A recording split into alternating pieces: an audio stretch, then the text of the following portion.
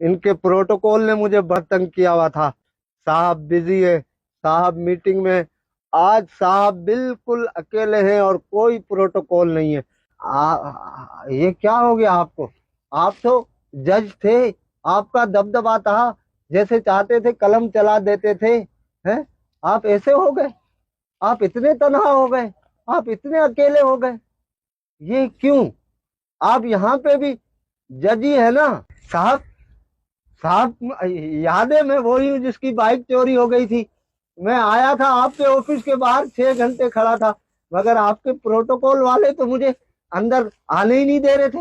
وہ کہہ رہے تھے صاحب بزی ہے. تو آپ یہاں پہ بھی ڈی ایس پی ہے کیا؟ اب آپ ڈی ایس پی نہیں ہے.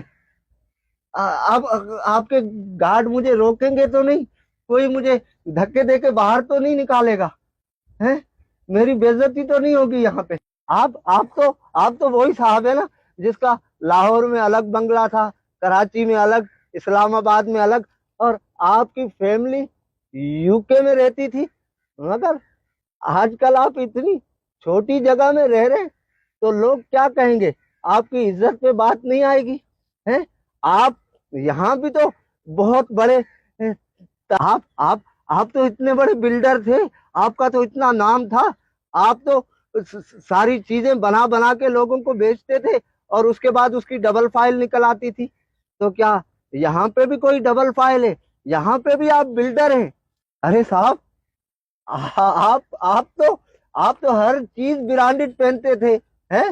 جوتے بھی برانڈڈ, بنیان بھی برانڈڈ, کپڑے بھی برانڈڈ. تو کیا یہاں پہ بھی ساری چیزیں برانڈڈ ہے؟ اچھا یہ بتائیں, یہ جو آپ نے یہاں لگوائے میں یہ کچھ پودے, کیا یہ بھی برانڈڈ ہے؟ ارے یہاں تو مجھے نہ ڈی ایس پی مل رہا ہے, نہ مجھے جج مل رہا ہے, نہ مجھے برانڈڈ والے مل رہے ہیں, نہ مجھے بلڈر مل رہے. ارے یہ حاجی صاحب کچھ بولیں تو صحیح. حاجی صاحب آپ تو بہت بڑے تاجر تھے. آپ چیزیں اسٹاک کر کے رکھتے تھے اور اس کے بعد اس کو ڈبل ریٹوں پہ بیچتے تھے. آپ یہ سوچتے تھے کہ چیزیں مہنگی ہوگی تو میں ڈبل ریٹ پہ بیچوں گا تو منافع ہوگا.